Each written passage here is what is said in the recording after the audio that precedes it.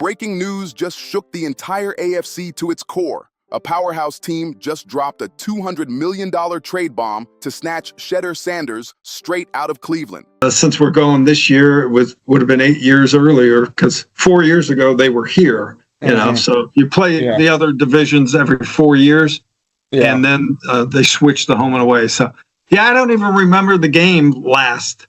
Well, I don't know if this was the last one, but I remember it was notable because the Browns played poorly, and then Odell had the whole thing afterwards with the cleats giving them to Tom Brady, and it was a whole story. Oh, that era. So it was 2019. It must have been 2019. So it was less than 8 years ago. And now, Kevin Stefanski is in full-blown panic mode. Phones are ringing nonstop, agents are scrambling, and Jimmy Haslam, he's boxed into making the biggest call of his career. If this deal actually happens, it's not just a trade, it's a total AFC power shift. That $200 million blockbuster package has every executive in the league sweating, and Shedeur's name is lighting up front office group chats like wildfire. The Browns' locker room is buzzing, and Stefanski looks like a man who just realized the walls are closing in fast. And please, subscribe my channel now. I'm so close to hitting 1,000 subscribers. Here's the wild part. Insiders are saying the New York Jets just dropped the hammer. Garrett Wilson, multiple draft picks, and what's being called a king's ransom, all to pull Shedeur out of Ohio before he even takes a single first-team snap. Not a game at the top of my memory, and as I used on the NFL Roundtable this morning, a lot of these Browns-Patriots games are very noteworthy to me. But that one wasn't. Didn't there make we go. The list. We're going to get into the game. I want to talk about the matchup and all that. I did want to start, Tony. So SI.com today published an article, 6 NFL teams that should be sellers at the trade deadline. They list the Browns. The tension in Cleveland is off the charts right now. And get this, while 92, the fan keeps tossing Shedeur's name around like he's some disposable piece, the same team that's been starving him of reps now has to decide if they're about to lose the most hyped quarterback prospect since his dad terrorized defenses years ago. This is pure madness. Let's keep it real. Cleveland might have just fumbled their entire future for a wide receiver. The disrespect is off the charts, and what insiders are whispering behind closed doors will leave you speechless. You know what's crazy?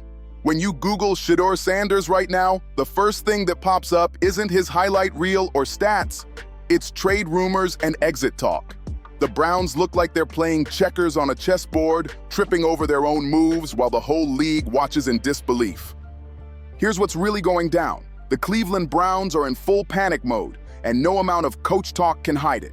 Kevin Stefanski's out here giving pressers, looking like he just got caught cheating on an exam, while the organization crumbles live in front of everyone. This mess started right after the team traded Joe Flacco. On paper, Shedeur moving up to second string should have been progress. A young quarterback climbing the ladder, right? Wrong. Stefanski went on record saying Shedeur hasn't taken a single first-team snap. Not one. That's not just weird. That's straight up shady. Then offensive coordinator Tommy Rees backed it up like it was something to brag about. Why draft a hyped quarterback, bump him up the chart, then announce he's not even getting real reps? That's not development. That's disrespect dressed as strategy. And that's when the trade rumors exploded. Other teams are watching Cleveland waste a star in the making and are dialing up offers fast. The New York Jets reportedly dropped a blockbuster, Garrett Wilson plus draft picks, in exchange for Shedeur Sanders. If that deal's real, it's beyond wild. I asked you, hey, if it's up to Kevin Stefanski, do you think that they would, if they got called for Shedeur Sanders, he would be down to trade him? Yeah. Do you like why do you think that there could be a difference in opinion on that there? Well, first of all, I'm not under the lasso of truth at this moment. You are not. I have no lasso. Second of all, has the coach had any input on any of these quarterback decisions? It seems to me not. They've traded. It seems like Dylan Gabriel. The Dylan Gabriel pick, Tony, seems like that was Kevin. I would say. Yes, and that's like, all right, we'll give you this guy, but we're going to do this, this, and this, and it rolls off his back. So now, again, I think Kevin evaluates Dylan Gabriel a better quarterback at this moment. I don't think he has anything personal against Shedeur. I do believe that last preseason game against the Rams impacted their evaluation of Shedeur. I know Rizzo and others might blow it off as being a meaningless, with fourth stringers playing, but I think it made an impact on their evaluation of Shedeur's readiness. Okay. And once the season started, as we've been talking about and writing about and talking about, it's tough to develop a rookie quarterback on the bench when you're trying to develop one who's your starter. Yeah. So where's the progress been made to put them higher on the depth chart, other than they traded Flacco and there's an opening there? Cleveland's about to hand over its future for a wide receiver, and the whole league's laughing while Stefanski's scrambling to save face. Garrett Wilson's a straight-up beast, no debate. An Ohio State product with Pro Bowl potential, he's exactly the kind of weapon any team would want. But here's what makes no sense. The Browns are thinking about trading a star quarterback prospect for a wide receiver when their quarterback room is already hanging by a thread. On 92, The Fan, one host actually said he'd toss Shedeur Sanders in the trade for Wilson because he trusts Wilson more long-term. Wild take, right? That just shows how some folks in Cleveland are already doubting Shedeur before he's even had a real chance to prove himself. His co-host fired back hard, and he was right. You can't just ship Shedeur off like he's a throwaway. What if he turns into everything scouts promised? Imagine him next year, lighting it up for the Jets, while Cleveland sits there wondering why they traded their future for a single receiver. But here's the real game. It's not just football, it's business. The Browns are thinking about that new stadium, ticket sales, and jerseys flying off shelves. Shedeur Sanders isn't just a quarterback. He's a brand, a walking headline, a money magnet. And deep down, the Browns know keeping him means power, publicity, and profit. Even if they're not playing him, keeping Shedeur Sanders on the bench is like owning a Ferrari and letting it collect dust in the garage. You're not using it, but everyone knows you've got it, and that alone has value. That's exactly why I don't think this trade's actually going down. If Cleveland really wanted to move him, it would have happened already. The November 4th trade deadline is coming fast, and the Browns haven't made a real move. But the debate is heating up. Should Shedeur demand a trade and get out, or stay patient and wait his turn? Some fans say bounce now and find a team that respects him. Others say stay focused, grind, and wait for Gabriel to slip. Because let's be honest, he doesn't look like the long-term answer. Personally, I think Shedeur should want out. Not out of fear, but out of self-respect. When a team tells the world you're not getting first-team reps even as QB2, that's not development. That's burial with a smile. And let's give Shedeur credit. He's handled it like a pro. No trash talk, no ego trips, just work. Yet he's still treated like a backup nobody. That's not on him. That's pure organizational dysfunction. Reports say the Browns plan to stick with Dillon Gabriel as their starter, which is fine if that's really their guy. But if Gabriel's the future and Shedeur's not developing, then what's the plan? You can't just stash him on the bench for 3 years and expect him to magically turn into a franchise quarterback when his rookie deal's almost done. That's not strategy. That's chaos in a helmet. None of this makes sense. Not for Shedeur's development, not for team chemistry, and definitely not for the Browns' future. Such an emphasis on protecting the ball after those first 4 games where the quarterback Flacco had 8 turnovers in 4 games. And there was such an emphasis on that I think when Gabriel went in, he was very conscious of protecting the ball. And protecting the ball means not taking chances downfield as much as anything. Yeah. And I think they're trying now to ease his mind that, hey, listen, we don't have Flacco here anymore. Shedeur's not getting first-team reps. So go ahead and rip it. Be confident with your reads downfield. Don't be afraid to take some chance. That's why I think we'll see an effort to verticalize the passing game. Hey, he's had three passes over 20 yards, only 3 in 3 starts. Yeah. One completions, completions. Yeah. And Judy isn't among the receivers. So obviously they need to expand this passing game. And I think with Judkins, the success Judkins has enables them to take those play action shots that we're talking about. If Dillon Gabriel flames out, Cleveland's left with a quarterback who hasn't touched a meaningful snap in years, trying to save the franchise. That's a nightmare in the making. The Jets' proposal changes everything because it shows just how differently other teams value Shedeur. New York's been stuck in quarterback chaos for years, swapping signal callers like it's musical chairs, and none of them stick. Shedeur could be their way out, a young quarterback with star power, real upside, and a chance to build something new. And here's the wild part. The Jets would actually play him. They'd throw him in the mix, let him compete, and give him every shot to win the job. Meanwhile, Cleveland keeps him iced out, talking about development while he's barely getting practice reps. That's not growth. That's wasting potential. People say I'm being too harsh, like I'm just a Shedeur fan who can't see the big picture. But let's be real. If his last name wasn't Sanders, would the Browns still treat him like this? Or would they be investing in him, giving him real chances, and letting him prove himself on the field? We all know that answer. And it's not pretty. Cleveland wants the shine without the substance. They love the headlines, the jersey sales, and the attention that comes with having Shedeur Sanders on the roster. But they don't want to actually build around him. That's weak energy, plain and simple. And before anyone says, he's just a rookie, give it time, let's remember, Patrick Mahomes sat behind Alex Smith for a year. But he was involved. He got reps, learned the system, and was being prepped to take over. That's real development. What's happening in Cleveland? That's not development. That's neglect dressed up as patience. But here's the twist, and hear me out. Maybe, just maybe, there's a method behind Cleveland's madness. Hear me out for a second. What if the Browns are actually playing 4D chess right now? What if keeping Shedeur Sanders off the field isn't about disrespect, but protection? Think about it. That offensive line has been shaky.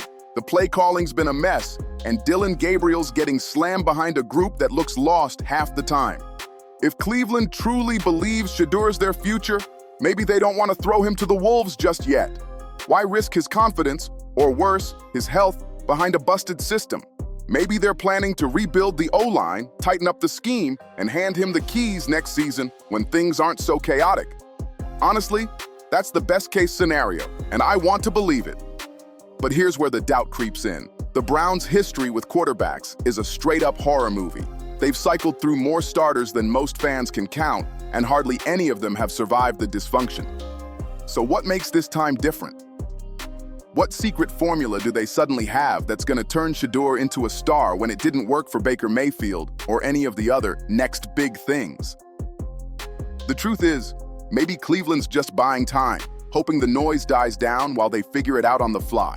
Because right now, there's no real evidence of a master plan, just chaos disguised as patience. And that's why this Jets trade talk feels way bigger than football. It's not just about roster moves, it's about how one team sees potential, while the other might be too scared to unleash it. This trade talk isn't just business, it's a lifeline for Shedeur Sanders. It's his shot to start fresh somewhere that actually wants him to shine. And yeah, the Jets have their own mess, but at least they'd give him a real chance to compete. They're desperate for quarterback help, and that kind of desperation means opportunity, the kind Cleveland refuses to give him. Now let's talk about the elephant in the room, the name Sanders. Period, when Judkins' future was in doubt.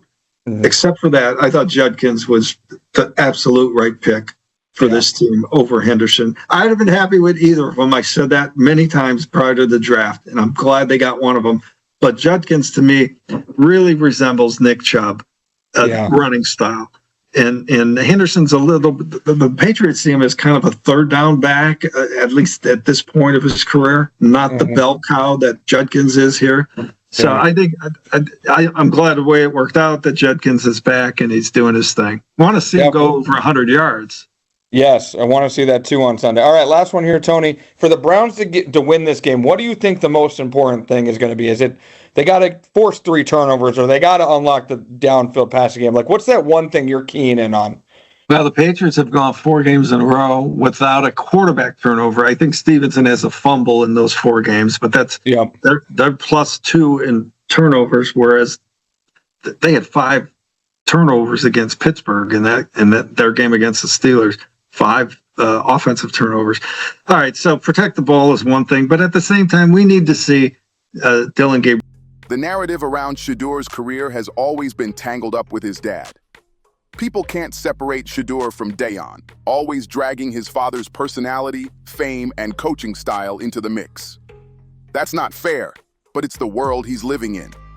And honestly, you have to wonder, is Cleveland scared of the spotlight that comes with the Sanders name? Are they worried about media pressure, the attention, the primetime circus? Because if that's why they're hesitating, that's weak. You don't let outside noise decide how you develop talent. Here's what I think's really going to happen. Cleveland won't trade him. They'll keep Shedeur on the roster, keep selling jerseys, and keep feeding fans hope without ever giving him real playing time.